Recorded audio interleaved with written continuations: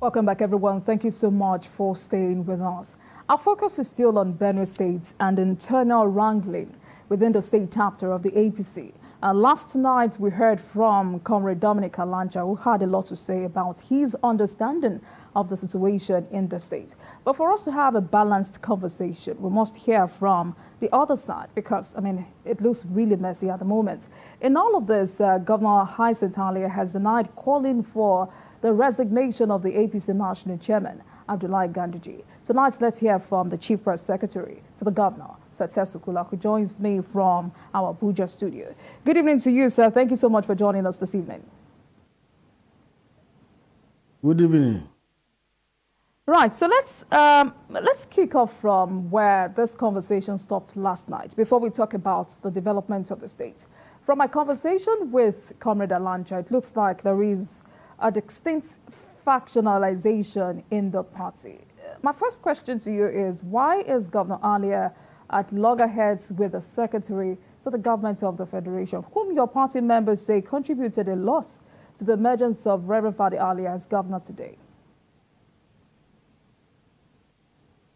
Yeah, I thank you so much for that wonderful question. I love it. I love it because you have gone straight to hit the mark, and you know exactly where the problem of Benue State is coming from, and you know exactly who is after the Reverend Gentleman, the Governor of Benue State, Reverend Father Hyacinth Gov Alia. The problem of Benue State and the current crisis as they affect the development of the state is never new, and it's not a new thing. It's so unfortunate that since 1999, when democracy finally resurged back to the country, we have been having this kind of thing in Benue, and it has become more of a custom. It's as if it has been institutionalized. In 1999, George Okume, the current SGF, was the governor. We experienced this kind of crisis. Susam took over from him. We experienced the same crisis. Tom took over from Susam. We experienced the same crisis. And today, Reverend Father Hyacinth Alia has taken over. And of course, as you rightly said, he is facing a similar crisis.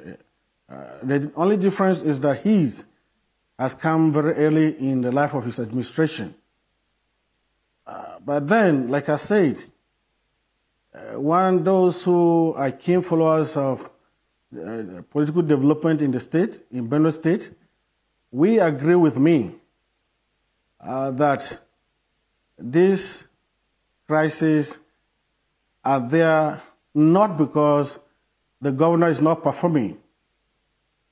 But remember, Governor Hyacinth Gov Alia left priesthood to come and better the lives of the people and turn around the fortunes of the state for better. And so when he came in, he hit the ground running with a bang.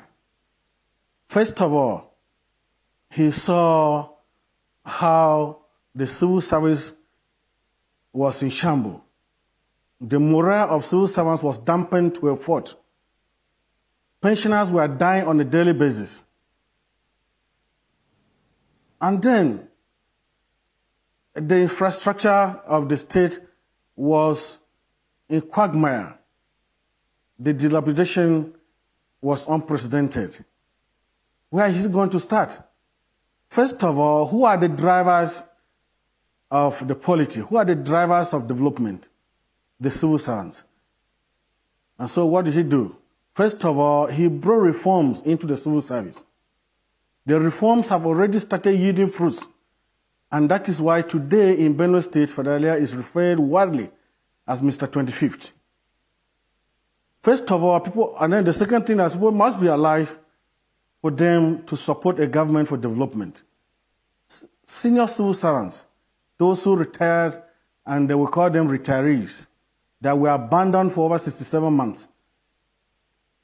He decided to bring reforms in the pension sector. And today, pensioners are paid the same day. Current working civil servants are being paid. And pensioners, once you retire from service, it takes barely 4 months before you receive your entitlements, because everything about records and capturing is done as you are in the civil service. And so today you go to Benue and you see people are praying that my days should come, let me retire during this earlier time so that I will be paid. It did not stop at that. What is Benue known for? Food production. And that is why we have the appellation, which is called Food Basket Organization. Alia ordered for 100 trucks of fertilizer. And he subsidized. Kindly hold on, Mr. Kula. You're talking about payment of salaries, you're talking about development of the state. Are these the reasons the SGF and the governor are at loggerheads? Oh, yes, I want to tell you, you see, that the problem in Benue State right now is that some people have come together and they should be referred as the gods of Benue. They don't want anybody's name to mention for good reasons. That is why I started reading out the developments Father Alia has brought to Benue, that he cured the raft of these people who preferred to be called gods and are taking the position of God. It's because he has refused to toe the line they wanted him to toe. Because if he's doing that, all these developmental strides that I've mentioned here wouldn't have been there. You could imagine that within 3 months, a governor came into power and the IGR of the state moved from 250 or 400 million, as they used to call it, to 1.2 billion. What is responsible for this? It is because at a point, some people in the state took some very sensitive agencies and even some local governments and preferred to be named their okra. The revenues brought from these areas are shared with these stakeholders that don't want development to go on in the state. And everything, the roads and everything is constructed convincingly in their stomach. And so they have no issues. They are not bothered what happened to the state, the entire the other population. And so any governor that comes, if you are not performing, they are there to praise you and also do what? Defend you everywhere. So but once you are performing, then you become an enemy. That is where Father Alia has got it wrong according to them. So if I get you clearly, this is practically a case of the governor rejecting to be lauded over from Abuja. Is that it? He's getting what? From your explanation, what I got is that this is a case of the governor rejecting to be lauded over from Abuja. But there have been several allegations concerning the governor, and I'm happy you're here to help us shed more light on this. How true is it that the governor does not consult with those who were holding the structure or built the structure before he joined about 2 years ago? I mean, they say the governor made some appointments without consulting the party stakeholders in the state. One of the examples they gave is that the governor sacked LG chairman, appointed a caretaker committee. Is it true that the governor does not carry the stakeholders along?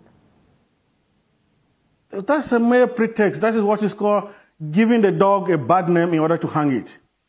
I will tell you and I give you some example. First of all, something suspicious happened. And I want you to get to the root of this. Something suspicious happened. And if you were the governor, I think you will not do different from what my boss did. People were elected into the House of Assembly. Father Alia, as the governor, was supposed to be consulted if any other person should be chosen or appointed or blessed to become a speaker. He was not consulted. Nobody consulted him.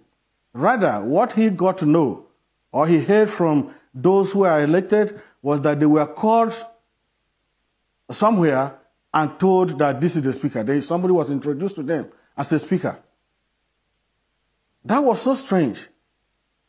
Yet, the governor did not make noise from that. He kept quiet and waited patiently for anybody to introduce someone to him as a candidate or anointed one. Nothing of such happened. And so in that situation, the governor is at liberty to anoint or support anybody of his choice, or maybe allow the assembly people to do their wish. And that was exactly what happened.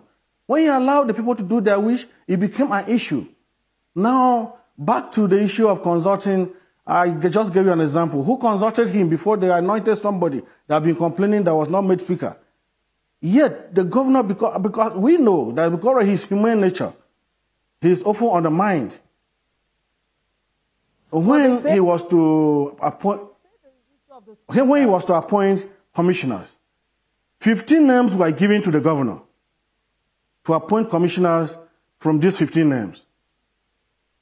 The governor tried as much as possible, and I can tell you 5 people from the 15 names were appointed commissioners. Yet, those who sent the list were not happy. They wanted him to take everything hook, line, and sinker. He consulted them, and that was why they sent the list. Number 2, when he wanted to appoint caretaker committee chairmen across the local government, the governor called for a stakeholders meeting. Everybody who belonged to that political party, the APC, was called to Benue. Our dear father, the SGF, was there in representative capacity.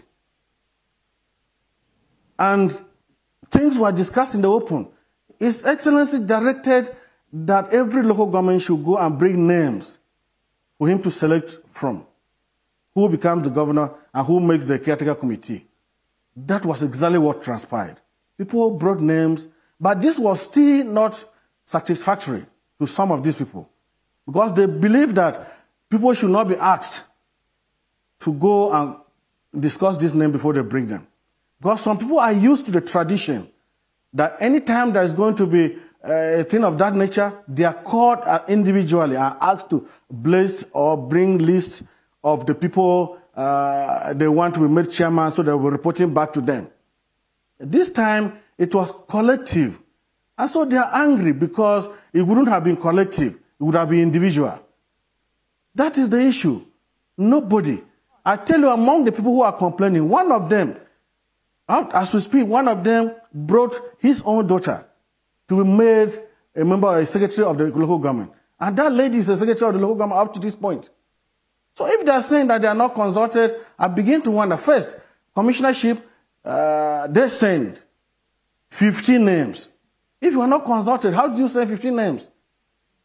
Then local government caretaker committee, they sent names. A stakeholders meeting was convened, and they were all there. They were asked to go back, consult with your people, and bring a list. So how else do you want His Excellency to consult? To go to everybody's bedroom and then begin to consult with him or her there? I don't think they are fair to him. All right. In that regard. From your conversation and what Comrade Alancha said yesterday, this is clearly a battle for the supremacy of the state party structure. But I mean, conventionally or perhaps an unwritten law, the governor is the leader of the state. But I remember on the inauguration, right, Governor Alia referred to Senator George Akume as his leader and leader of the state. So the question is, what changed? There are those who are saying the governor feels threatened that the political structure of the state is slipping out of his control. You see, people often get these things wrong. It has been the convention, even if it is not clearly stated in the constitution of the party, the governor is the leader of the party. It's not starting in Benue. In any case, in the case of Benue State, the National Working Committee of the state sent a delegation to Benue when this crisis started. They went there and officially announced and conferred onto the governor the position of the leader of the state, of the party in the state. This is what brought the issue of trying to undermine His Excellency. You have a chairman of a party who felt that his overall boss, somebody who he should take instruction from him, is not the governor.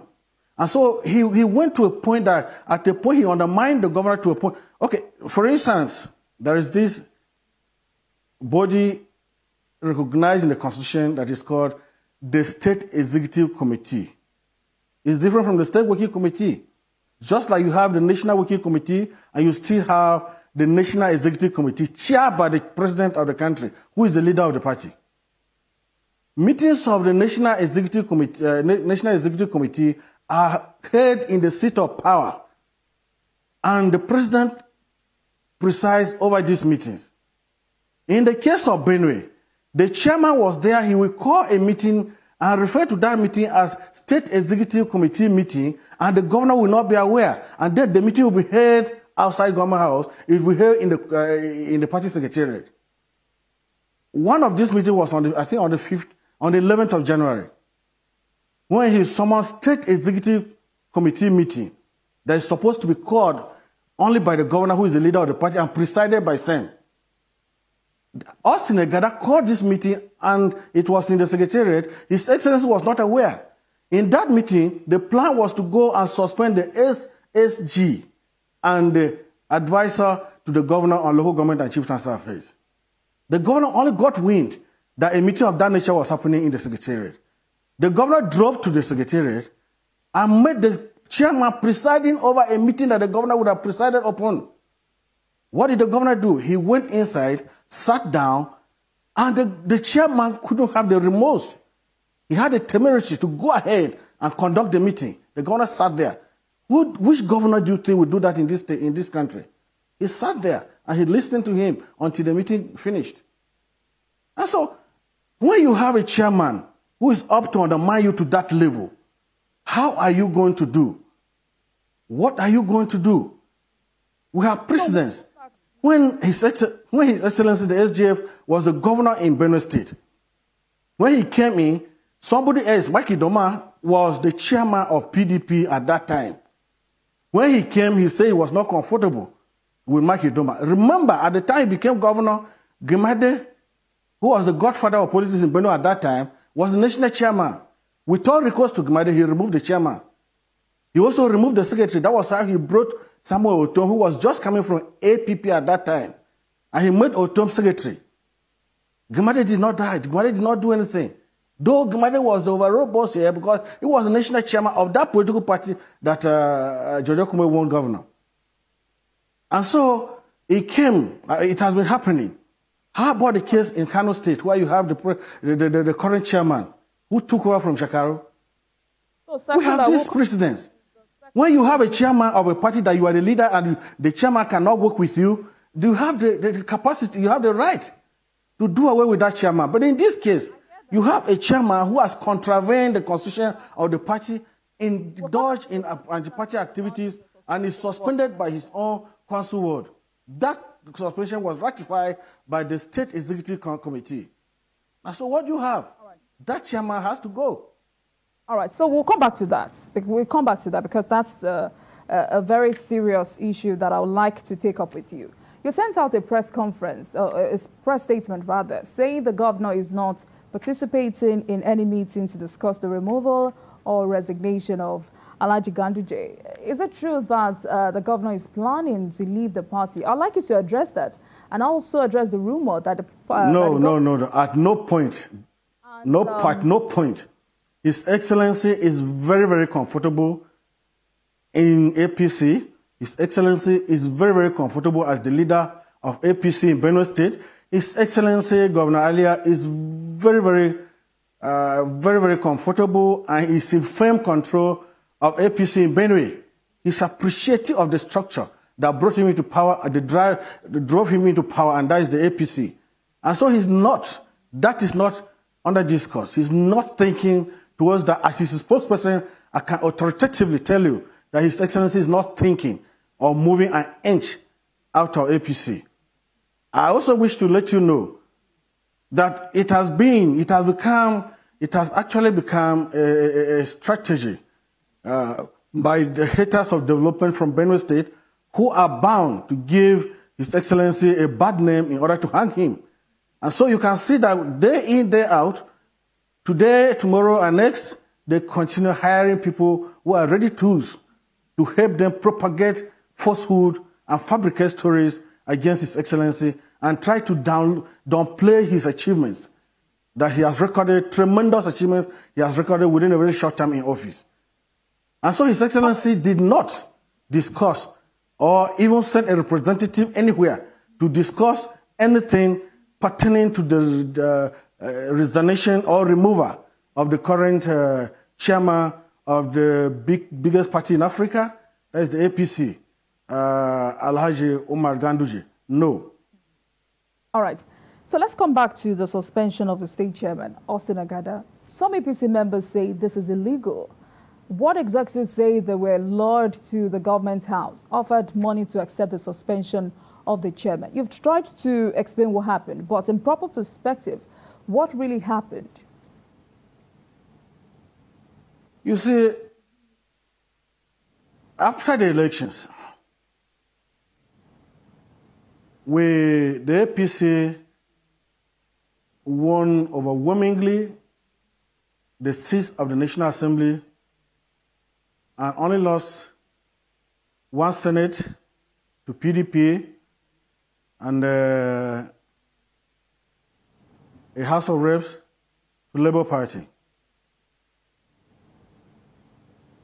Few months into the administration, facts emerged, as could be seen in the evidence presented by Comrade Dan Onje, that the chairman of the party in the state, Comrade Austin Agada, actually perpetrated what is called anti-party activities, which is a very huge sin against the party.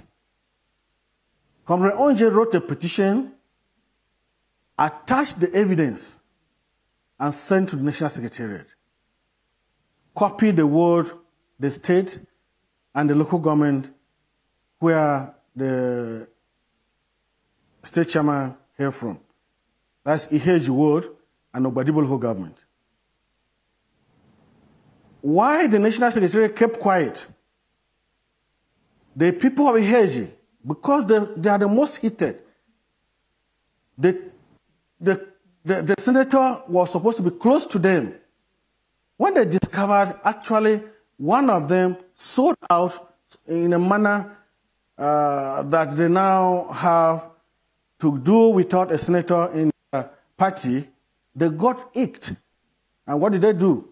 They converged, called him, he refused to go there, they passed a suspension against him. And according to the laid-down procedure, they copied the local government, which is Obadibo local government. The local government upheld this suspension. The next step was to copy the state executive council of the party, the state working committee. But the state working committee is headed by this same man that was accused, that was being accused. So what next? That decision was then copied the state executive committee, headed by the governor. Now there was a vacuum.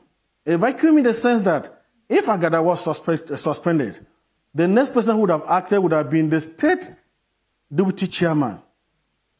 But at the time Agada was suspended, there was no state deputy chairman because the state deputy chairman got an appointment with the Northeast Development Commission.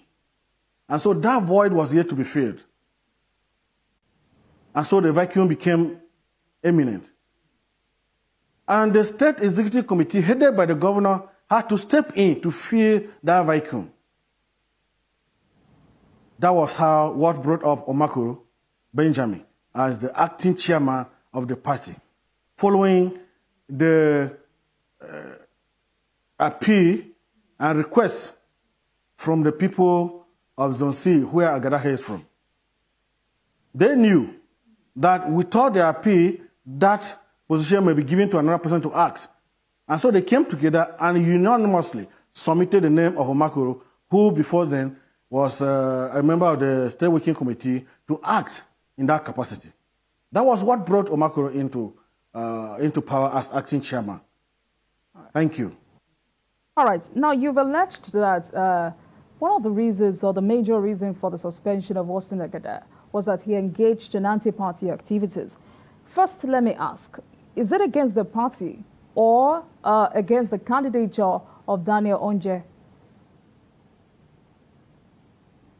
The suspect? No, see, Daniel Onje was flying the ticket of the party in that election. Okay. And that is why he did not go to court, but he went to the secretariat of the national secretariat of the party to complain. So a sin against Onje as the candidate, as the candidate of the party, is a sin against the party. All right, I get that. But Daniel Onje continues to say he has impeccable evidences to show that there was indeed, or Comrade Austin Agada actually engaged in anti-party activities, but these evidences have not surfaced. Now, let's talk about Omakolo.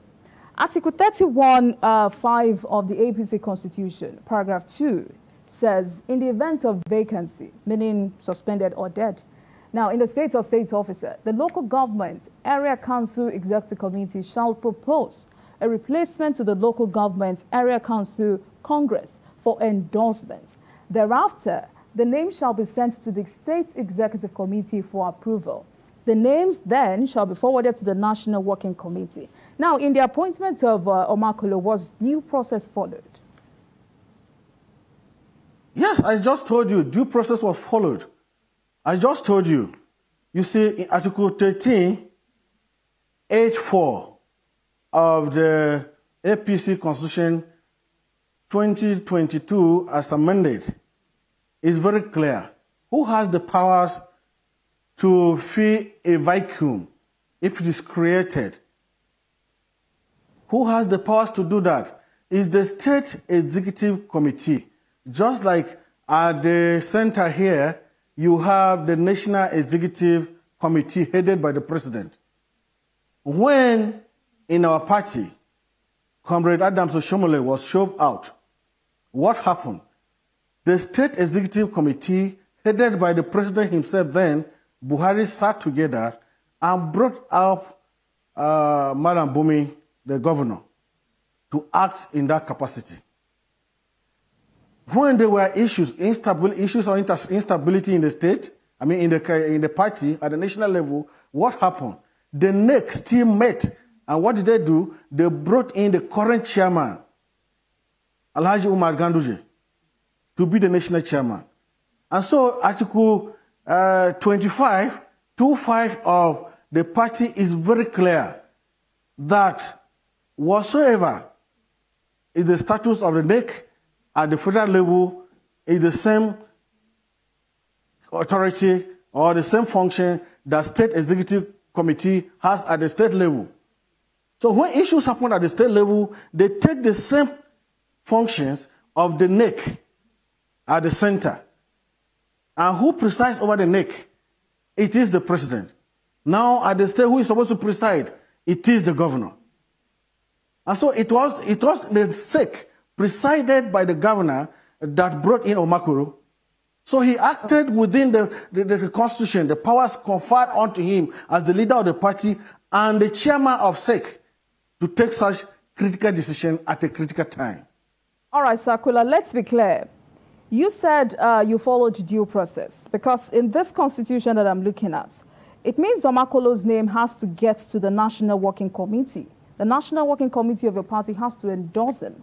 So if indeed that happened, why is the national leadership of the APC insisting that Austin Agada is the chairman?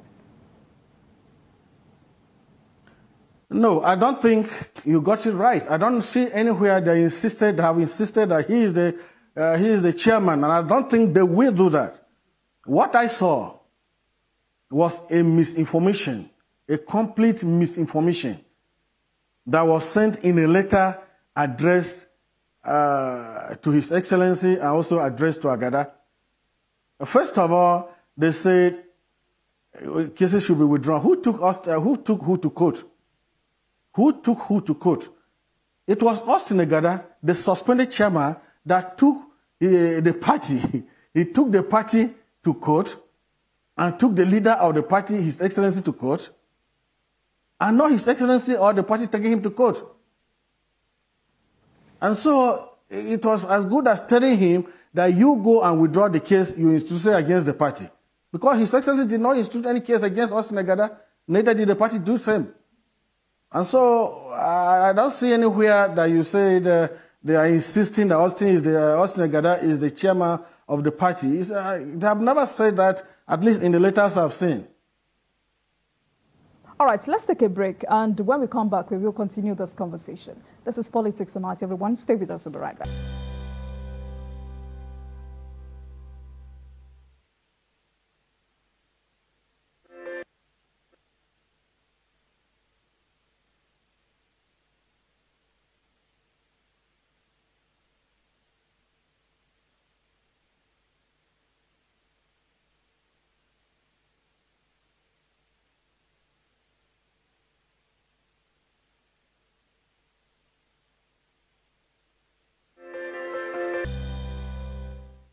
Thank you so much for staying with us on Politics Tonight. This evening, we're discussing Benue APC lingering crisis, and I've been speaking with the Chief Press Secretary to the Governor of Benue State, Sir Tesu Kula.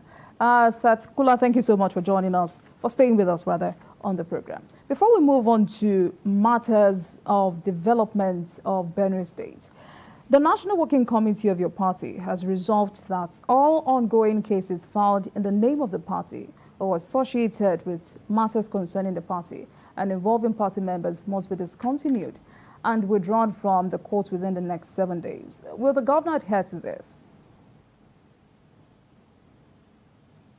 Sorry, can I get you again, please? Did you get my question?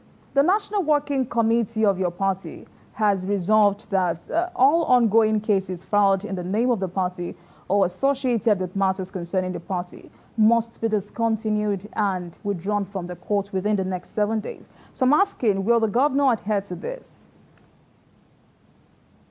One, I don't know why you make reference to the governor, because I told you earlier that the governor did not take anybody to court.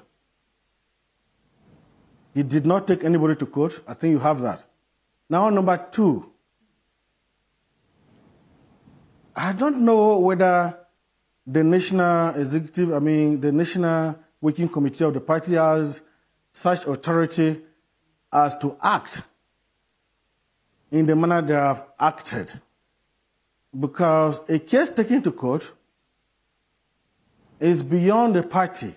Maybe, just maybe, somebody seek every available opportunity to get justice within the party, and he failed to get same, and is resorting to court.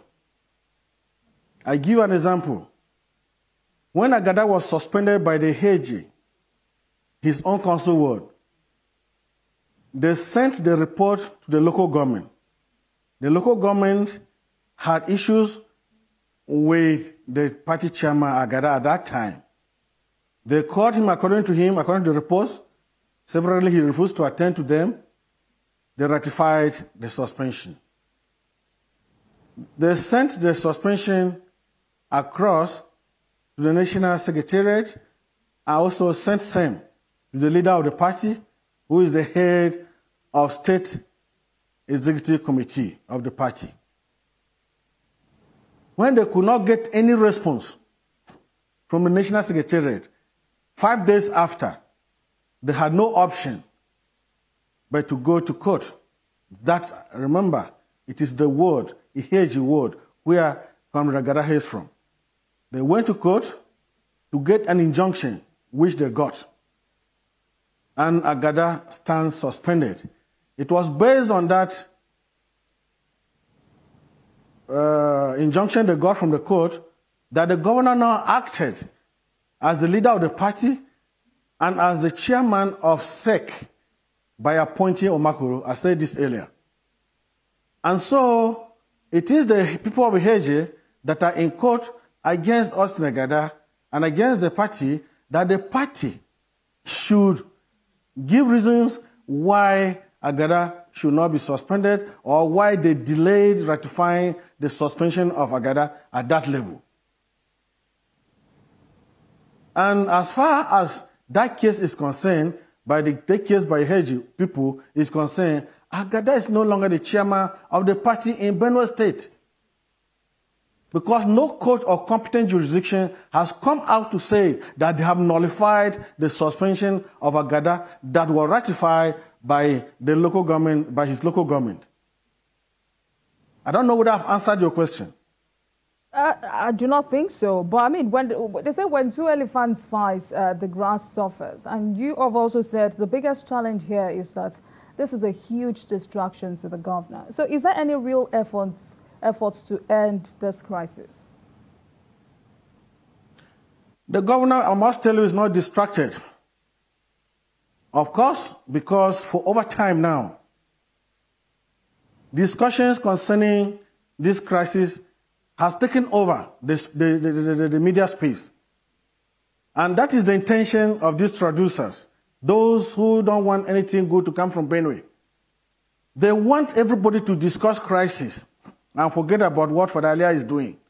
But I must tell you, in the face of all this, the Reverend Gentleman is consistently delivering on the promises he made to the people. If you go to Benue today, the Benue State University Teaching Hospital that was hitherto almost going moribund and could only generate out to 20 million has been revamped and activities are at full swing. That hospital is now generating over 100 million every month. There was a hospital built by the Buhari administration and handed over to Benue. 3 months after that hospital was handed over to Benue, that hospital is called General Buhari's Mother and Child Hospital. No single delivery was recorded at that hospital for over 3 months after it was handed over to Benue State government. At a point, the Federal Medical Center came asking that the hospital should be handed over back to them. But when Gov Alia took over governance, if we go there today, because he has declared free antenatal care for pregnant women, if we go there today, on the monthly basis, the list of delivery is what, 75 deliveries in that hospital. The hospital is generating revenue, and I must tell you, he has also subsidized that, and a delivery is as cheap as 25,000 naira. If you go to that hospital now, you see it as like a marketplace. People troop in and out to seek medical care. And so things are happening everywhere. If you go to Benue State now, every street, almost every street in Makudi Metropolis is light up. And things are happening. So Gov Alia is not even distracted. He has continued taking care of pensioners. He has continued delivering on infrastructure. He has continued supplying water to the people. Gov Alia is doing everything, and up to this point, the IGR has not dropped.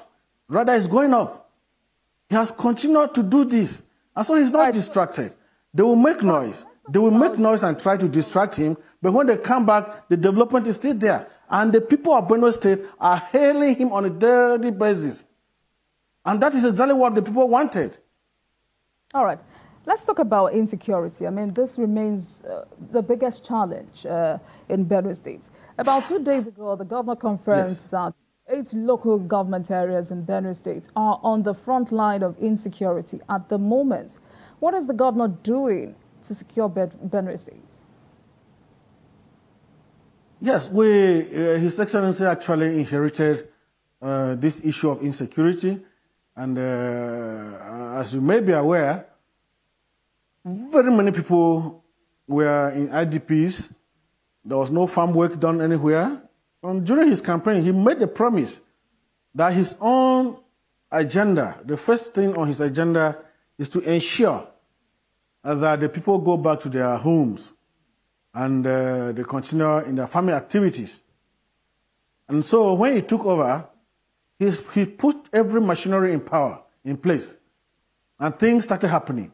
Our people started going back to farm. Some even started constructing homes where they will go back, because he engaged some stakeholders involved in this crisis.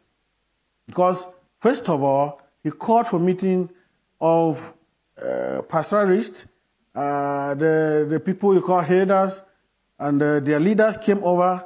A discussion was put on the table. Resolutions were reached, and people started going back to their homes. That report got to Mr. President, and that is why the president sent, survey was done, and homes were being constructed. Homes were, as you speak, homes are under construction for these people to go back, because they cannot go back and be staying outside. They should have places where they can live. They should have shelter. And so this process was on. But at a point, just like I told you, there are some people who don't want any good thing to come from Benue.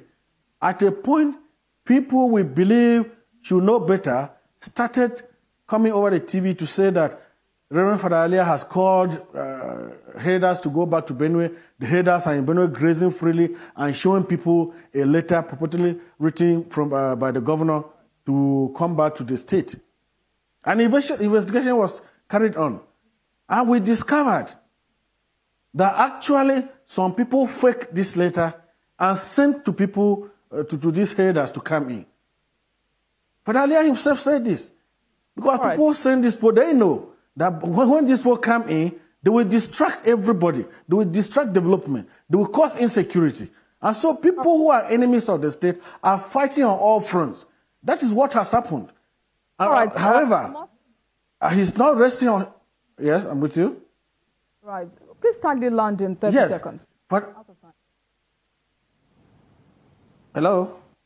All right. I must say very big thank you to you for coming on the program. And I really hope that for the interest, or rather in the interest of the people of Benue State, both parties find an end to this political crisis.